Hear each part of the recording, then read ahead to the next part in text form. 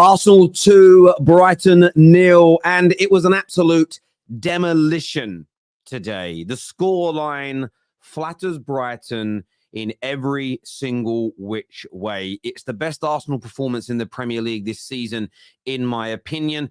The only area of constructive criticism I think you can give is around converting some more of these chances. But it was great last-ditch defending, some brilliant saves from the Brighton goalkeeper still. But overall, it was a consummate, top-class, Mikel Arteta master class of a display. Gabriel Jesus grabbing the all-important opening goal early in that second half. I think it really relieved some pressure around the Emirates Stadium. And just then, towards the end of the game, as Brighton really started to put the pressure on top, as Brighton started to, for the first time in the game, overcommit, because they couldn't break Arsenal down prior to that. And the one chance they did have would have been given as offside. It was a header around about the 60th, 70th minute, which would have been given as an offside had it gone in anyway. They started to open up a little bit, and then a wonderful through ball, and there he was. A wonderful through ball from Eddie Nketiah, and there he is again with another winning goal, another big goal, another important goal for Arsenal, for the much maligned Kai Havertz.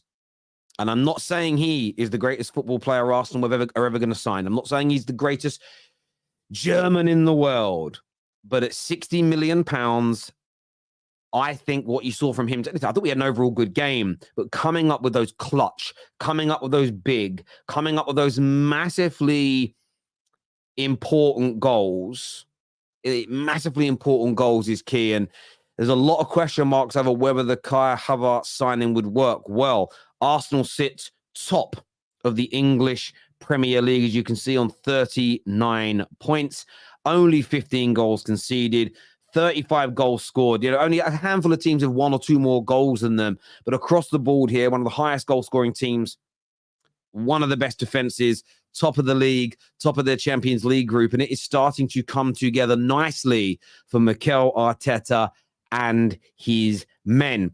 In terms of the performance today, look, I understand. I think Arsenal fans will definitely criticize the lack of clinical edge, because there was a lack of clinical edge for large parts of this game. And the likes of Saka and Martinelli, my view is this. Two things I want to say about this. I think it's getting into their head a little bit that they maybe haven't scored as many goals as the play would suggest they should have done. They're not converting the chances. And I think as young players, it's in their head. I believe they're overthinking, they're overplaying, they're making...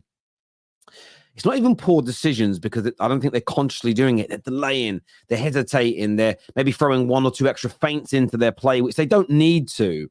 And that's essentially leading to them taking their shots or playing that final ball a split second too late, which enables the defenders to set. They've got to learn to relax a little bit more. And when they do that, they'll create the opportunities. Equally, we know they need a goal scorer. There's a great bit of skill from Martinelli on the left-hand side about 60, 65 minutes into this game. He dinks once, dinks left, and then goes on the outside and crosses the ball. But nobody committed and gambled to be basically on the line to put a tap in. And that's the kind of player that they need to go and invest in. I think when it comes to Saka, I want to see a bit more relaxation. However, he's also got to get his head up more. He's cutting in on his left and shooting a little bit too regularly, and it's becoming easy for defenders to know, well, I'm just going to stick my body on the line. There was twice in the first half where if he dummies the shot and lays it off to his left, I want to say the first time round, it may have been Declan Rice on the edge of the area. It was definitely Gabriel Jesus the second time, just inside the 18-yard box, near the edge of it, to have shots. Would have been an open goal, but a really good opportunity to score. So there's definitely some areas for improvement. There absolutely is. However, the overarching performance, the football, the passing, the way they cut through and pressed Brighton was absolutely phenomenal. Phenomenal. Martin Odegaard today. People say he doesn't turn up for big games. And you know what's really interesting? Me and Lee Gunner had a conversation recently, and he mentioned big games are not just when you play the top six teams. Big games are important matches that could be pivotal in your season. He spoke about playing Sheffield United and how beating them away from home could be really important. Therefore, it's a big game. I look at today like that. 2 games without winning in the Champions League and Premier League. You have to bounce back. You've got Liverpool playing soon, playing Man United in 30 minutes time, in a game that most people expect Liverpool to win. So if you don't win, if you drop points, by the way, against a team that has a very good record against you, if you drop points, then you could be in trouble. That makes today a big game by the definition. And I look at the likes of Ligue 1 and people who have very, very high standards, and I understand them completely for Arsenal. And they set these high standards. So based on their high standards, it was a big game today. And Odegaard was immense. The standout pass from him a moment was an outside of the foot, left-footed, outside the foot pass to play in Saka, who, in my opinion, should have done. He did very well, sorry. The chance came to Martinelli, who I don't know if he went for a chip or power, almost like he got caught in between the two things and it went over the bar. But Odegaard was absolutely brilliant. Gabriel Jesus, I thought, had another outstanding display, gets another goal. The skill, by the way, the standout, but the skill against Lewis Dunk. Jesus Christ, out of this world. He was excellent today. He really was. Kai Havertz, I've mentioned, very good performance, 7 out of 10 performance, but another important clutch goal. But I have to talk about another £100 million Declan Rice. We have seen so many expensive players, both domestically in the Premier League and across Europe, from your Coutinhos to your Harry Maguires, your Antonys, so many Ousmane Dembele's, Jack Grealish's, go for this obscene amount of money and never really live up to the hype, never really deliver consistently against that price tag. Declan Rice, every single game is immense. And you are, by the way, talking about Brighton. Now, they've not been on a good winning streak recently, but very rarely do teams do to them what Arsenal did today, led by the leadership, triggering the press, controlling and orchestrating the team in the shape of Declan Rice, plus his own individual performance within that role. Rice is a phenom. For me so far this season, he is player of the season for the entire Premier League, and there's some great candidates for that. I spoke about bukayo for Tottenham yesterday. Of all the Spurs players, he's a standout there for me. Maddison could be in that conversation, but he's missed a fair few weeks now due to injury. And there's other players that you all might suggest in the comments section that could be in that mix. But I think with the pressure of being a £100 million player, going to Arsenal, a team that most rivals, most pundits, most journalists said missed their opportunity last year and would fade away this campaign, I think Declan Rice has been nothing short of sensational. Absolutely sensational this season. And today, do you know, it's getting to a point where you're becoming so used to it, it's becoming such normality that in time, people won't even look at today as a good performance. It will just be Declan Rice. And I've witnessed that only a handful of times before in the Premier League. Witnessed it with N'Golo Kante. Kante would do this on a very regular basis where a great performance became normality for him. I saw this all the time with Paul Scholes. He often isn't lauded enough as he should be because he was so consistently good. He didn't have a dip, and then good for a few months, dip. And then when he was really good, it stood out. He was just consistently brilliant. Now, Declan Rice and Paul Scholes are very different types of players, but the premise of what I'm saying is absolutely right. The man's consistency and quality within it is nothing short of spectacular. It really, really is spectacular from him. And I think Arsenal, look, I've said it all year, I think are better than last season. And I don't mean from an entertainment point of view.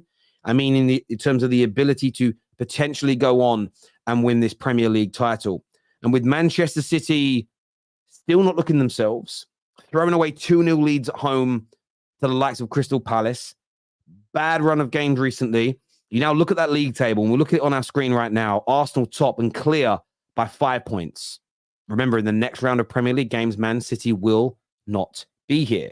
Manchester City will be at the World Club Championships. So Arsenal, this is where it becomes really interesting. Arsenal play Liverpool in that week.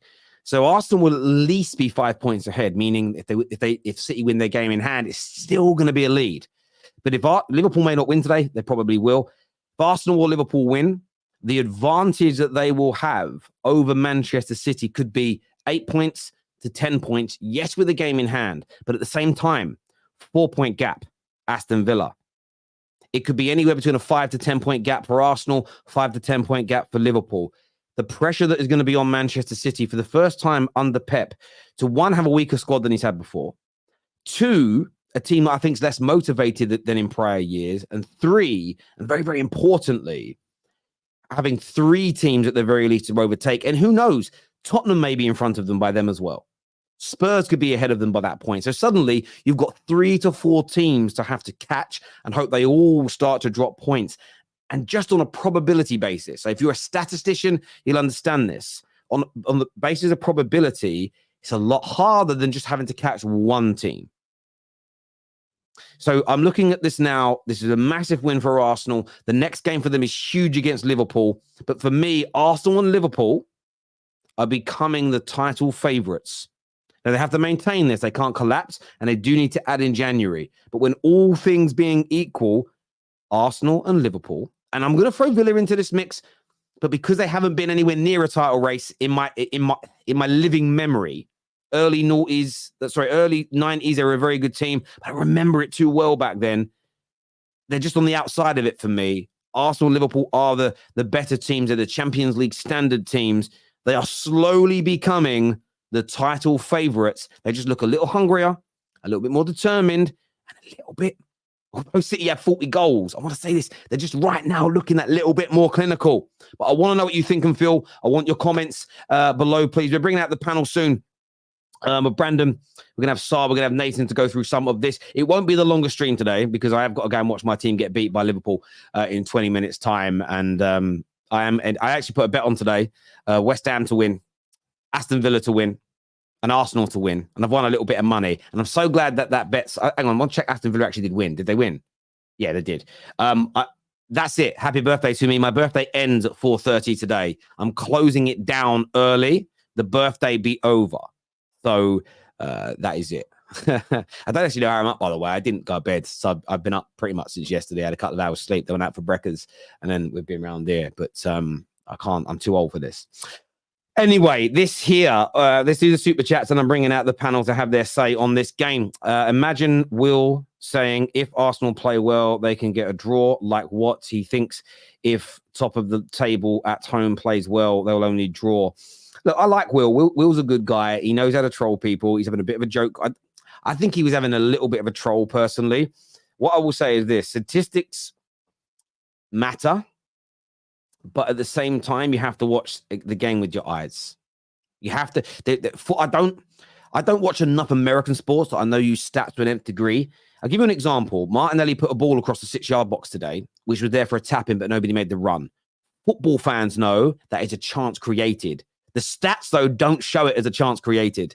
So that is where statistics let you down in that opportunity. Football people know you should have made that. You should have made that run. I'm sure the same thing works in the NFL. If a quarterback throws a ball and it's a perfect throw, but the running back doesn't make the right run or doesn't turn in the right direction, statistically it might look like a foul throw, right? I don't really know what you'd call. What would you call a foul throw? Not a foul throw, an incomplete pass. Is that what you call it? So, but an NFL fan might go, "That's not a bad pass. It was the running back's fault." And I think that sometimes in football, we try and dumb it down and go, well, you only created 3 chances in the second half. Well, actually, the naked eye showed that you made 7 chances. If no one gets on the end of a ball that they should, how would you assess that is a great thing for me. I'm sorry, but 2-0 flattered us. Come on, you gooners. I think you mean 2-0 flatters Brighton, unless you're a Brighton fan, Rob. Happy birthday, Terry. Keep up the good content. Thank you, my bro. I hope we beat Liverpool as well. I want to win. I've got no agenda against my club other than I want us to be great, but I can't see it personally. I can't see it. Back to where we belong. Come on, you gooners. Do your job, United. I feel like we've got a lot of fans this afternoon. Happy birthday to the GOATs. Thank you, Chombai. He says, my hat is off to you, bro. Good luck. And you're a respectful guy. I will wish you good luck because you've super chatted me and you've wished me good birthday. So I'm going to be respectful back to you, you scouse bastard. Happy birthday to Terry and Odegaard. Oh, is it Odegaard's birthday today? Fair enough. Is it Odegaard's birthday today? Oh, I didn't know that. There we go. But I'm a gooner. Oh, I didn't even know what Ashburton meant. Nor did he Gal, to be fair. Haven't started to look like the man. Imagine Tony or Oshiman in that team. Happy birthday, bro. Hope there's a good result for your team today. Thank you, Jason. And yeah, those strikers will change you, in my opinion, to an even better team. Happy birthday to Terry. Much love from YEG. I don't know what that means. I'm dumb. Someone in the comments on what that means. Our performance was like Leon Edwards, got where we want, but didn't finish. I think you were better than Leon. Leon was deserved to win last night, but I think you were better than that, in my personal opinion, bro. Havertz has always been good. Chelsea was bad for him. The club managers weren't able to improve his skills and confidence. Big up Arteta and Edu for Havertz. He's starting to become clutch. He is. Some say Basuma over Rice and Romero over Saliba. Yeah, the Basuma over Rice thing is crazy in my very, very, very, very, very humble opinion. Terry, brother, happy birthday. Wish you health and only the best. I guess my prediction was correct. The Spurs fan the other day was wrong. You did get it right, my friend. You did. Giving Kai giving Lee migraines. Much love from Kenya. I did not celebrate again. I'm not going to clip it, though, because I don't want to hurt his feelings. I don't see why I find it hilarious. Do you know why I find it hilarious? Because I can't relate. Happy birthday, Terry. Come on, you Gooners. Big win on to Anfield. Yeah, you guys there next week's going to be a great game. Happy birthday to Terry and Odegaard. Thank you, this guy. King Kai turning up. Panel's thoughts on his form. We'll definitely ask him that question because we haven't got a lot of time with the panel. I'm going to get this done. Tevin, what a lovely donation, mate. I really appreciate it, brother. Thank you. Support to you. Happy birthday, Terry. Great game. Thank you. Thank you very much indeed. But I'm at work today, right? So I've got a birthday cake. Kids love it.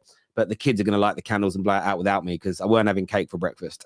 I couldn't do it. So I said they could do it for me later. But I have to work. It's not what people do. I had a good day with the kids yesterday. That was great. I just didn't. I had a gut buster at a restaurant. It's the biggest ice cream. It's like this big, full of ice cream in bits, bruv. Anyway, Havertz doing bare minimum and Arsenal trying to gloat. I don't think he did. Happy birthday, Terry. Thank you for all you do. Thank you, my brother. It's 3 a.m. in Australia. I had to stay up to wish the GOAT a happy birthday and watch the Arsenal. I wish you many more healthy years. Thank you, AJ. I appreciate that, brother. Right, time for the panel now, people. Brandon's here. Nathan's here. Saad is here with us. Gentlemen, I want to go to Brandon first. A big win.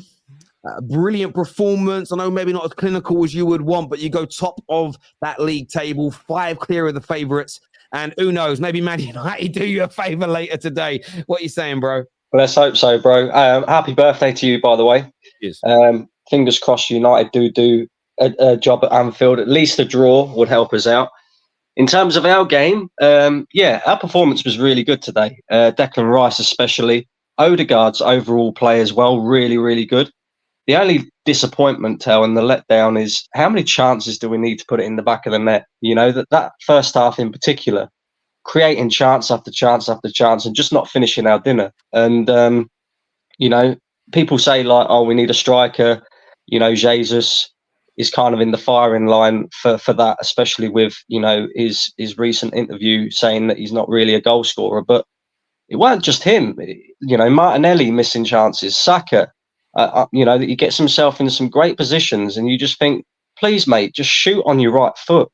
You don't always have to take it on your left. Odegaard, exactly the same. There was an opportunity early on in the second half and you just think, Odegaard, just take it with your right foot. And it's a weird one because it kind of reminds me of Arsenal under Arsene Wenger where, we get ourselves in such great positions and then we try and do too many passes or take too many touches when really and truly we should be just shooting. But I'm hoping that we've kind of got that out of our locker because we cannot afford to be missing chance after chance after chance at Anfield next weekend because if we do, Liverpool are the type of team that can kill us off. So, apart from that, there's nothing to really complain about. Brighton didn't really create too much. And again, on the missed chances thing, if we look at it from a different perspective, if Pascal Gross puts that in the back of the net like he should do, and it goes 1-1, maybe it's a different game. But these are all if, buts and maybes. And the thing is apart from that, we defended really well. Brighton barely created a chance. We attacked really well. We moved the ball really well. Everything about our game was really good today, apart from the finishing. And we really need to, make sure we do better with our chances. Yeah. I hear you on that, Saad. There's been a lot of talk this season that, yes, the finishing needs to improve, but the overarching play before the finishing wasn't there also. That does feel in the last few weeks that, you're starting to get back to that same Arsenal team of last year that could cut through teams. You do need to add the finishing touches, but it does feel you're getting stronger as the season grows. Yeah, listen, I think the changing point for us was when you brought Trossard into that left 8 position. I felt like that's when we started to create more chances. Odegaard started to get more, more into the games, more involved, trying to do a bit more around the pitch. And for me, listen, I'm looking at this game now. We've created all these chances. Chance creation is no longer the problem. For us, it's just finishing the chances. Yeah, chance for us at the start of the season, yes, we were creating like maybe 10, 15 chances a game. Now we're creating 25, 30, 35 almost sometimes chances a game. So we have to be putting them away. You have to be putting these chances away. But the fact that we're making chances now puts us in the perfect position that if we do bring in a striker, one that can put those chances away, then this is where we need to be. The only problem for me was if we carried on how we were before, not creating enough chances, are we going to be able to utilize a striker enough for us to put teams to the sword? And today, Brighton, no offense to Brighton, like I fully rate their team and what their manager's doing, but they were there for the taking today. They were there for the taking. By the way, happy birthday, Tom, man. I hope you have a good day. I appreciate that, mate. I hope your kids enjoy the birthday cake as well. They will. They said yeah, because I was with them all morning and went out for dinner and I'm driving. And I said, Daddy, we didn't do happy birthday. So they sung it to me down the phone because I go to work, although it's my birthday. But that's why I had yesterday afternoon and evening off. So you got to do it again. I don't want to be around them when we get battered by Liverpool anyway. I don't want to be in a bad mood in front of them. So I appreciate that. No, listen, I get where you're coming from. Yeah. This was a game where maybe could have won 4-5, 6-0. But at the same time, look, their goalie made some saves that were ridiculous. Some of the blocks they made as well. You're sort of looking and thinking, how is this? I couldn't believe it was 1-0, but there's always that chance they might nick that goal. Yeah, go on, mate. Go on. Odegaard for me today, though, man. Odegaard, I feel like when he's progressing the ball or he's in between the passes, yeah, you're great in that instance. Some passes were still off, but he was making some good passes. But in front of goal, I don't know what's happened to him. He used to be like a cannon. He just lets off that shot. It goes bottom left corner or bottom right corner. Bang, it's in. You already know if he shoots, it's 50-50. It's 80-20. Like, 80% of the time it's going in.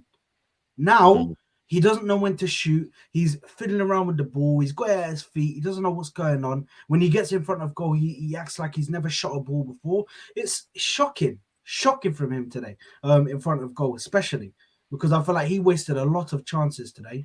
And it looked like they were trying to give him the ball as much as possible. I don't know whether because it was his birthday. I don't know. They might have told him, just get the ball to White and Odegaard. Let's get him a goal on his birthday. But, bro, he was wasting a lot of chances today, man, which I wasn't happy with. Yeah, Nathan, I mean, I get what the chance misses when it's your team. It probably hurts. It doesn't hurt me at all. I get that that's a frustration for you. But I know you're someone that's been very positive this year. Are you happy with the direction this team is going in? The likes of Odegaard are coming back to life. Declan Rice continues to grow. And the player that, aside from Declan Rice, has stood out again today, Kai Havertz performing better and a massive goal from him again to just kill the game off and secure those 3 points. Yeah, I am optimistic of where we're heading, to be fair. We're getting to see performances out of Kai Havertz now, which is an output, which is the most important thing, right? Because, he's working hard defensively, but from an offensive perspective, he wasn't really adding much to the team. So finally, we're starting to see him contribute in that aspect to the game. We're seeing Declan Rice grow. I mean, both today and in Villa, the way he would just intercept the ball and start off attacks, and it was continuing, stop them from building up, and then he'd help us, get out and start attacking. And the amount of how wasteful we were today was quite disappointing when you look at it. I thought Martinelli today was extremely poor. I felt like he was like a roadrunner. There was no awareness of who was around him. He's got this knack of overdoing it, taking too many touches, dithering on the ball. He doesn't really have like an appreciation of space. Kai Havertz will be there available for some passes. He'll ignore him, he'll play as if he's there. So there are little things that on that left side that aren't clicking as much. I think on the right side, we were a lot more fluid. I felt we should have been a few goals up, to say the least. Obviously, they had the chance with Gross in the second half. But other than that, I think it was a very solid performance. I think it was similar to that of Villa, in the sense of we created chances, probably more chances today than Villa, but we never had that clinical edge in front of goal. And that was the thing that we need to kind of move forward if we are to progress in actually winning this title. Yeah, listen, I agree. There's a super chat here that I want to throw out to you boys here. It says that Declan Rice could be key against Liverpool next week. Obviously, PS, many happy returns. Thank you, AMT. Sorry. Yeah, and I appreciate that, boys. Thank you. Declan Rice next week. I mean, Declan Rice's season, there was a lot of debate whether or not he would be better than Thomas Partey in the 6th role. For me, I think that debate's already been answered. I do believe he's better. I believe he's the best captain at your club. I believe he's the best midfielder at your club. And if you're going to beat Liverpool next week, he is going to have to be on absolute scintillating form, right? Yeah, most definitely.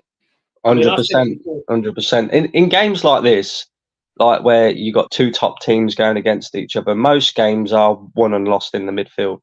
And Declan Rice is going to be key to us winning that midfield battle. And if he can do what he's done today, win the ball high up, put their midfielders under pressure, get us pushing further up the pitch. You know, he's been immense since he's come into Arsenal. Declan Rice has. He's been exceptional, and like you say, now we're starting to see Kai Havertz settling in as well.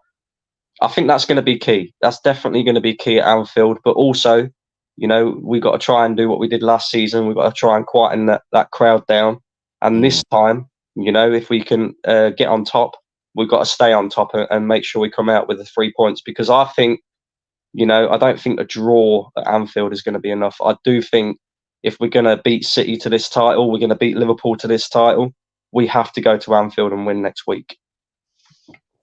Look, you may be right. At the very least, you need to get a positive result. At least a draw, I think, is going to be needed. And like, no team has got as many points as you and City both have less points than you had at this stage last year. I think that's partly to do with how much better Aston Villa are, how much better Liverpool are, how much better Spurs are. And that's why you can't always judge it based on, well, last season we won these games and this season we haven't. Because if the team you're playing improves, that changes the outcome of the situation. But Rice next week is going to be hugely pivotal and key. And I'm sure you guys will be watching and kick off in 5 minutes because it's Arsenal fans are going to be the biggest scouts in the world right now. Happy birthday, Terry and Odegaard, and my newborn today. What a day! Listen, congratulations on the birth of your newborn baby. I do think there's other massive celebrities that share that. Celebrities. Let's see what else has celebrities. Right? I can't spell the word.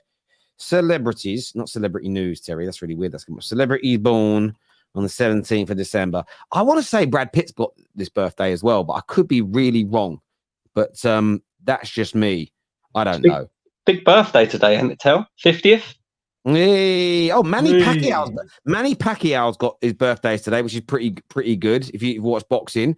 Pope Francis, his birthday is today. Who else can I see on here?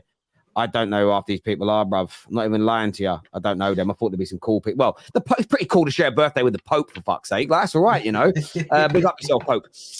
This here says, first, it was not enough. I don't know what I meant to say. GH.